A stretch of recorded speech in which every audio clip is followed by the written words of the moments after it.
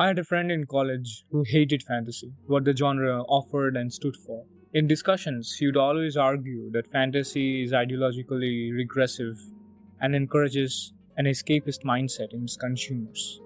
He would quote Michael Moorcock's 1978 anti-Tolkien essay, Epic Pooh, where Moorcock says this about Lord of the Rings. It is mouth music.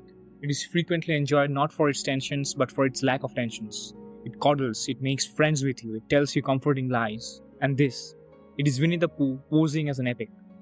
This friend from my college thought himself better than the rest since he knew not to engage with or love fantasy as he saw through the comforting lies of the genre. Then one day, in college, I found him sitting at the back end of the class with a laptop playing.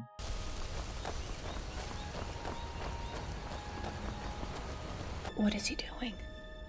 He's beginning to believe. Soon after, I also found out that in a 2002 interview, Michael Moorcock had admitted that he never properly read LOTR and had actually skimmed it, skipping huge chunks before writing the essay. Now that doesn't mean I am not actually hyped to get my hands on Eric of Melbourne, book 1 of the Michael Moorcock fantasy saga. This video is not about him or that friend from college.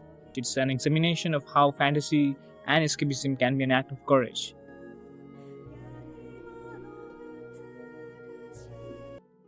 The word itself, escapism, can be enough for some to dismiss the whole thing as a sort of cowardly venture. What courage is there in running away from reality, especially now when the world wrestles with climate change, political instability, and wars? What such an accusation mostly misses is the fact that escapism is not just about running away from the battlefield of life. It's about knowing when to make a strategic retreat and return with greater verve. It's a ritual as old as time, when hunter-gatherers sat around the fire and told each other stories about the day's hunt to forget the surrounding darkness. If you think about it, you will realize that we all flee the present moment in unconscious ways, especially when the present moment is unwelcome. Doom scrolling on social media after a stressful workday, binge watching a Netflix show to unwind our experiences we all share. We tune into music or get lost in thoughts during boring chores, engage in virtual spaces, and invest in creative hobbies that, for some precious moments, provide relief and comfort from daily stressors, lowering our anxiety levels. When not done for self-suppression, it helps us rejuvenate ourselves and can be a wholesome act of self-care. Leaving ordinary reality to immerse the mind in the magical world of Middle-earth can be very healing when the world feels overbearing. Meeting dwarves and wizards and going on adventures with an unassuming hobbit where good triumphs over evil and rescue us from world weariness.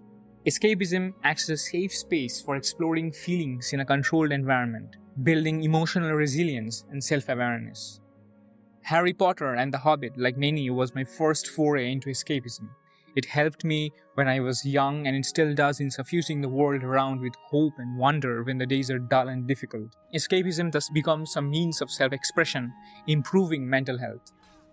Studies in psychology show that temporary escapism also allows us to take a step back from problems, recharging cognitive functioning so that we can form fresh perspectives and discover new ways of addressing them.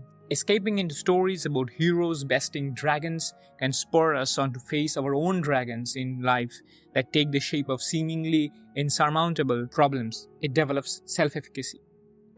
Multiple movies and TV adaptations have helped escapism enter the mainstream. The fantasy genre is widely considered the best form of escapism.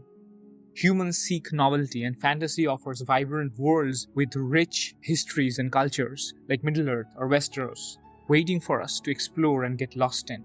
It enhances visualization capabilities and fosters creativity.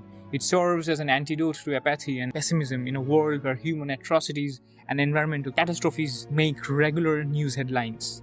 While presenting us with a vision of a different world, and other times the genre explores these issues too, quietly moving readers to take constructive action. Commenting on the subject of escapism, eminent fantasy and sci-fi author Ursula K. Le Guin had paraphrased the words of J.R.R. Tolkien. Yes, fantasy is escapist, and that is its glory. If a soldier is imprisoned by the enemy, don't we consider it his duty to escape? The moneylenders, the know-nothings, the authoritarians have us all in prison.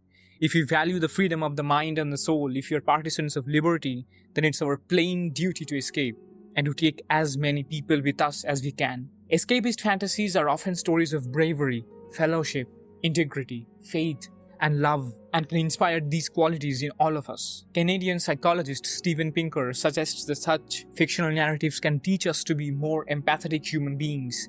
They expand our hearts to make space for differing viewpoints on various issues.